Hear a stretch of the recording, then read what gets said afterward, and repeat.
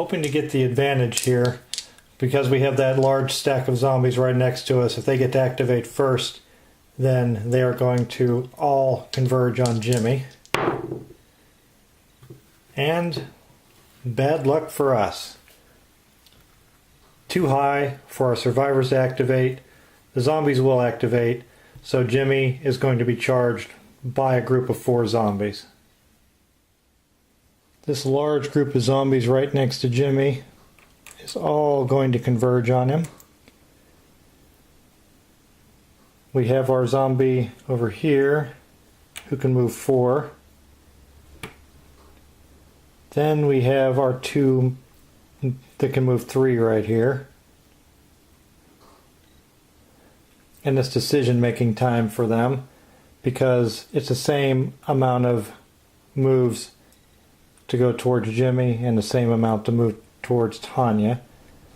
I'll roll a die. Again, I'll use 1 through 3 to the left, 4 through 6 to the right. I'll roll for the zombie that's closest first. He will go to the right, and then the one behind him will go to the left. The one in front was choosing to go to the right, 3, and then this one is choosing to move 3 to the left. Now we have to deal with these zombies that are charging Jimmy, and Jimmy will do his being charged reaction test. Jimmy is being charged, has a rep of 4, and is only successful with 1. And the being charged reaction test only passes 1. Those in rough or building hexes, no. Those in clear hexes charged by 3 or more enemy will run away. So Jimmy will be running away at his move fast speed, or his fast move speed. He currently has a move of 4, so he's going to move 6. I will roll for a random direction. And he will be moving in direction number 4, which would be the bottom left portion of the hex. That kind of works out for us. He's going to be moving this direction, running away. And when you're running away, you're going to move at your fast move, which would have been 6, but that stops when you're running away if you enter a rough terrain hex or a building. So he didn't go very far, he just ran into the building. And luckily for us, this building has already been entered, which means no new zombies are going to spawn from that. All the zombies have made their move. Unfortunately, our players do not get to activate this turn, which makes this a very quick turn. Hopefully, we get an activation before the zombies. Otherwise, this whole pack is going to move to Tanya next if they get to go first. And these other zombies have enough to reach her. So if the zombies activate first, she's going to have 6 of them to deal with.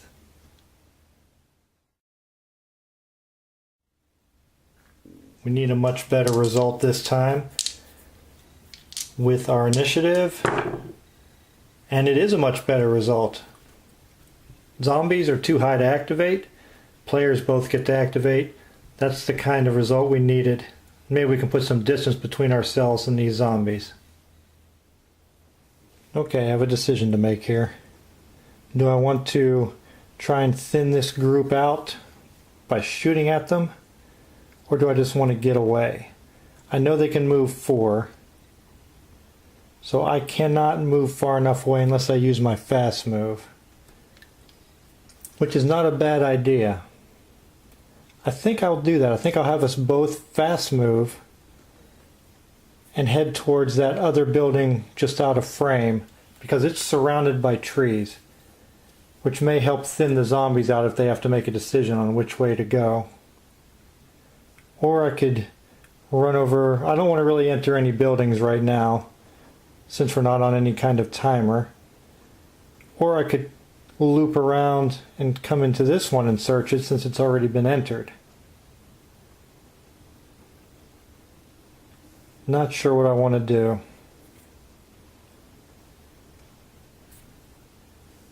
I'm going to think about it. I have decided that I'm going to fast move with both of my players. I haven't decided if I'm going to go for that entered building or head for the farm building off in the distance.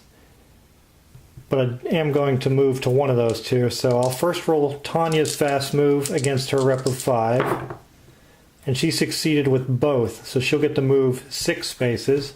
And then Jimmy, with a rep of 4, succeeded with 1, so he'll move 5 spaces.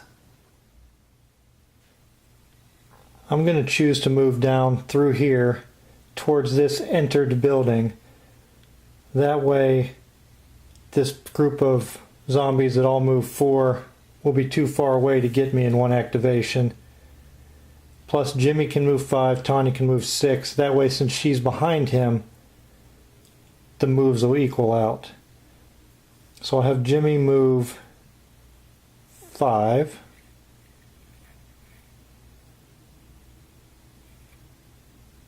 I'm going to have him stay away from the building.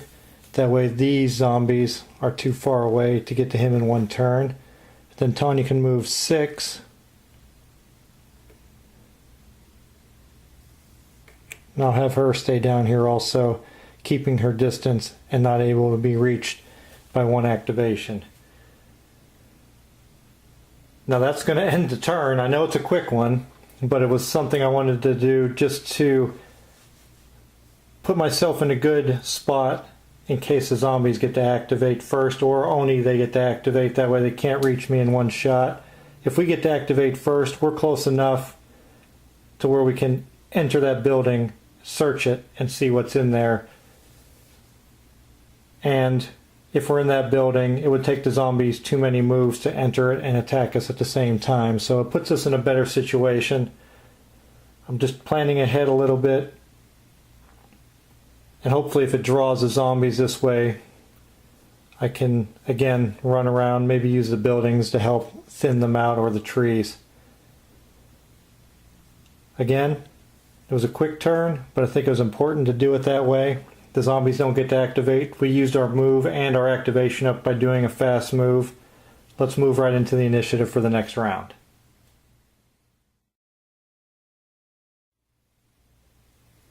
I'm hoping for a good roll. I want to activate. And we're tied. Well, it's not ideal.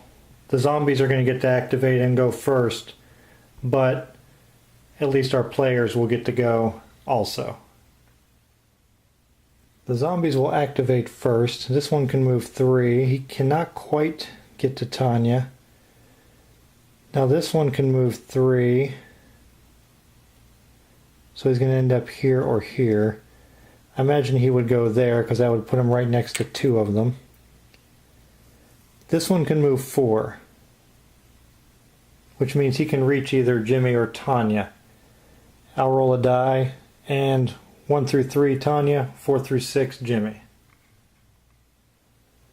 We'll roll 1 die to see which character. 4 through 6 was Jimmy, so a 5 means that zombie's going for him. The zombie moves 4 to Jimmy. Now we have our group of zombies up top here. And if I remember right, they all move the same. And they do. They all move 4.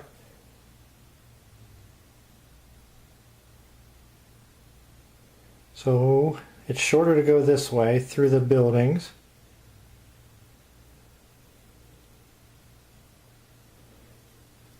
They can also reach Tanya and Jimmy both in 6.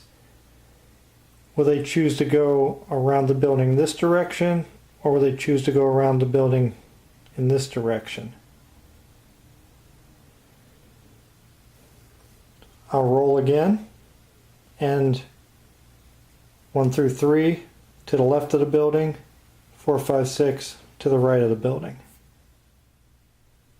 1 through 3 to the left, 4 through 6 to the right, and it will go left, or they will go left. This group will all move 4, go around the left side of Ed's stop and go. And we have a zombie here with Jimmy that we need to resolve a being charged test for. Jimmy with his rep of 4 is being charged by a single zombie and does really good. He gets 2 successes. So on the being charged reaction test, those that can will fire and then melee, which means he will fire a round from his pistol with his rep of 4 plus 2 is 6. It doesn't take out the zombie, so we will go right into melee. He has a melee value of 2 and we're only dealing with 1 zombie. The zombie failed. Jimmy got 1 success. He has more successes, his 1 to 0, which means the zombie has been eliminated. Jimmy was able to fight that zombie off. He tried to get a quick shot off and take it out, but was unsuccessful, but was able to take it out when it got closer to him. Our players can now activate.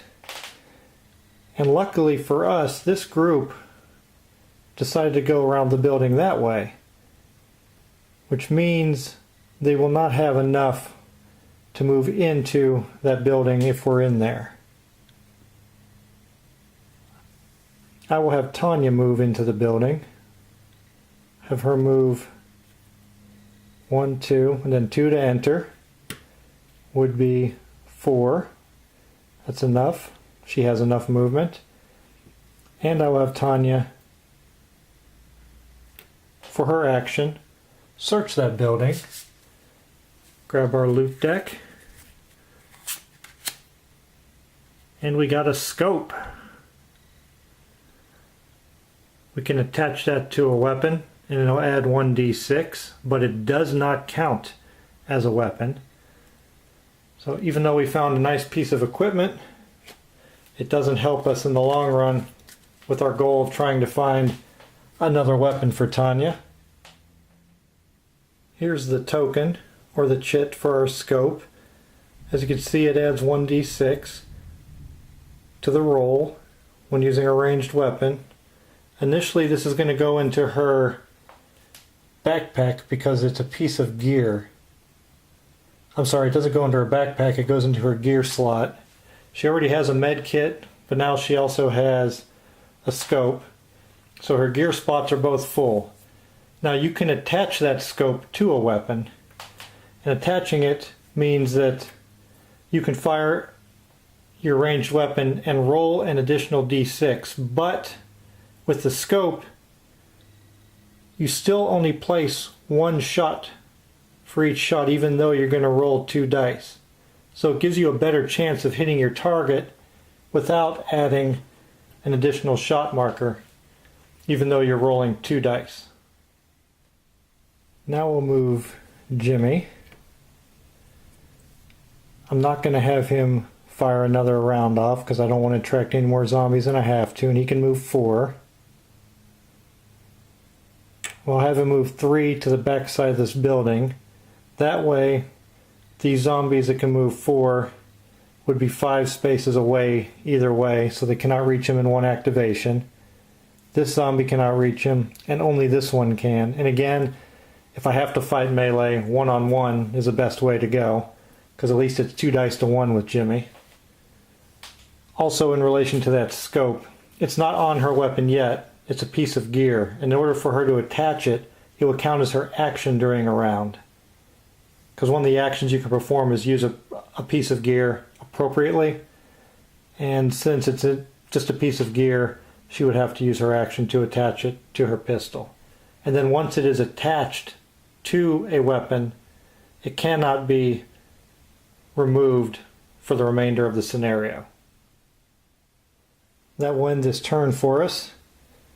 Before we roll for initiative, we do have a shot that needs to be resolved that Jimmy took. Jimmy fired off that round when that zombie charged him, and it does not attract another zombie. Another bit of good luck rolling for us. This shot has been resolved without attracting anything else. Again, we have 2 buildings in town that have not been searched, and we have one way outside of town off the board up there. So we have 3 buildings left to search. If we don't find anything, then we can exit the board and end the scenario. We still have 6 zombies out here, and they're clustered pretty tightly together, so when they do get to activate, they're probably going to come all at once on us.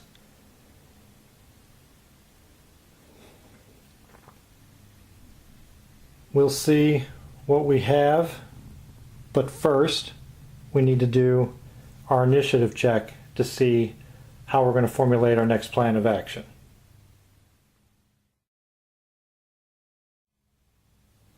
Who is going to activate and who is going to go first? The players. We both activate. Luckily Jimmy's right next to me in an adjacent hex, so he'll get to activate also. And we get to move first. Or do our activation first. I think I'm going to fast move again. These zombies are pretty close. One of them is going to be able to reach us. But both of them are not going to. Only this one's going to be able to reach us. Or I could move and fire and then circle around back here. This group could make it to this hex here. Or should I fast move and sprint my way through town and start heading towards that faraway building that's just on this side of these trees? Not sure. I'm going to take a moment to think about it. I am going to see which direction these zombies go. I'm going to move Tanya 3. That puts her out of range of this big group. And then I'm going to have Jimmy move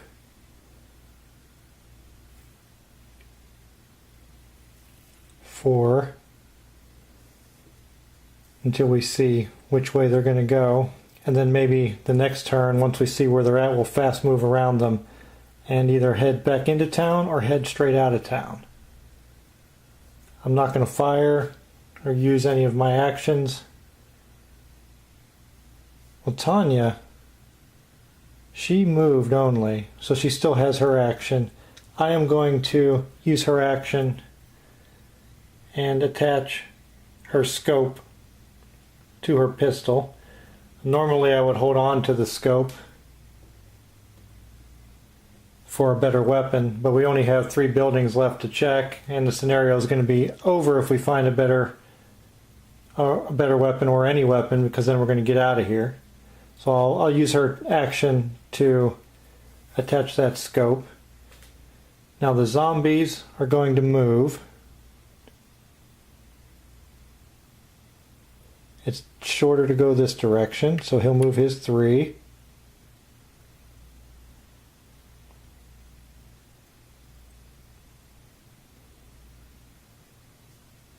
So this zombie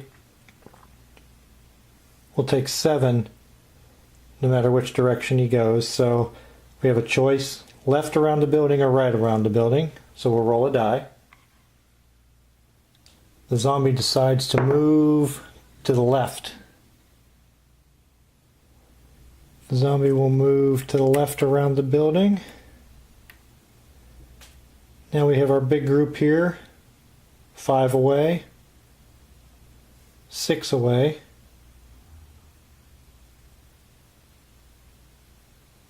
So, definitely going to go this direction.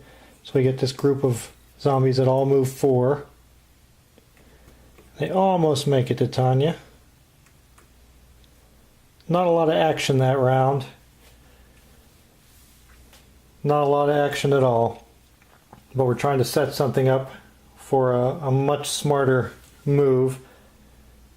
So Tanya was able to equip her scope to her pistol, so she's going to get to roll 2 dice for every shot now. So that's much better. So our chances of taking a zombie out are really good with her, because not only is she going to get to roll 2 dice, but she also gets to re-roll 1 if she needs to. I'm thinking what I'll do is come back around this side and enter this building over here, since they came up and are stopping me from running through this part of town. Or I could sprint straight by them and just take off up in that direction. We'll see what the initiative has in store for us before we make any of those decisions.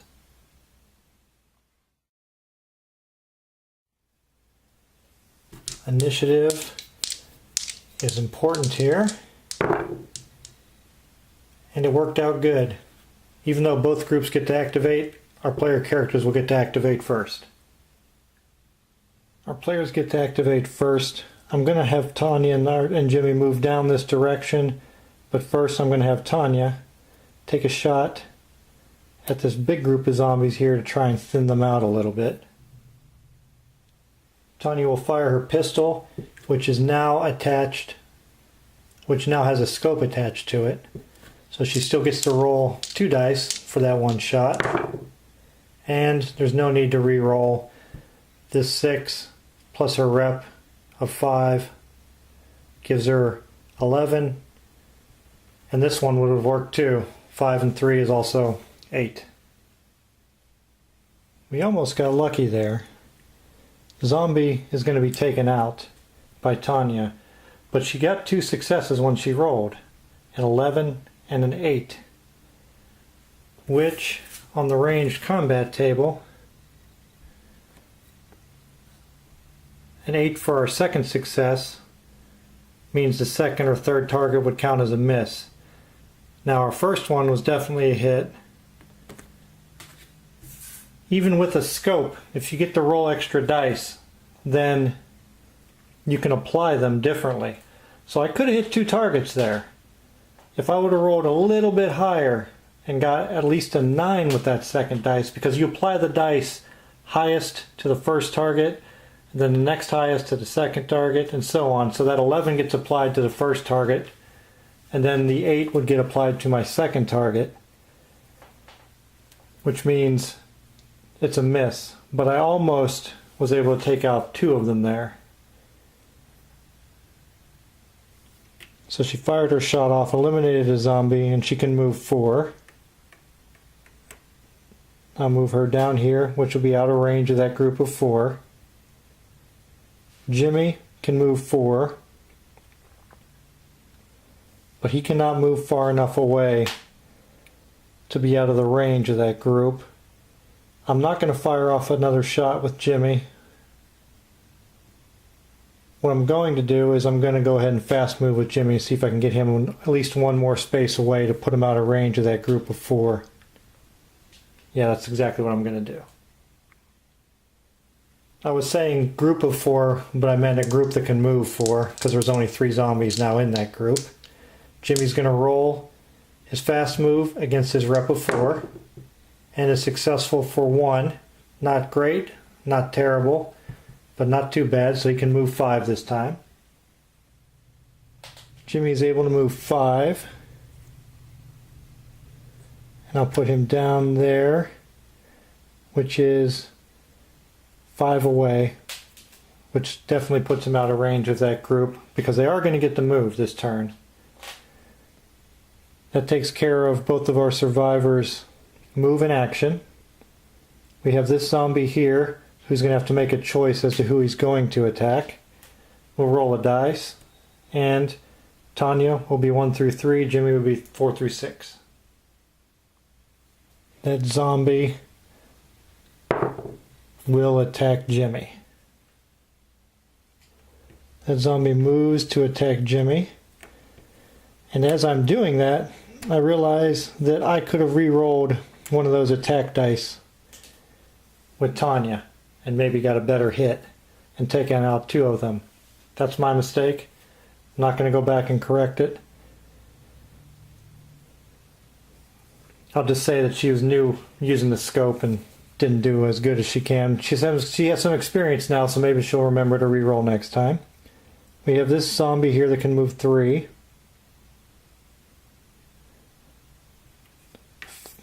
This would be the most direct route. And then we have our big group here. It's down to 3 zombies that can move 4. And they will move almost to us. So we have Jimmy here, who is being rushed by 1 zombie. Jimmy is being charged and gets 1 success. And on being charged, in a clear hex, Jimmy, oh, that's not 3 or more. So let's look at the chart real quick, just to recap. Those in rough or building hexes, no. Those in clear hexes, yes. By 3 or more, no. So neither one of those apply. He cannot fire, and we'll just go into melee combat. It's against 1 zombie, and he has a rating of 2 for his melee combat.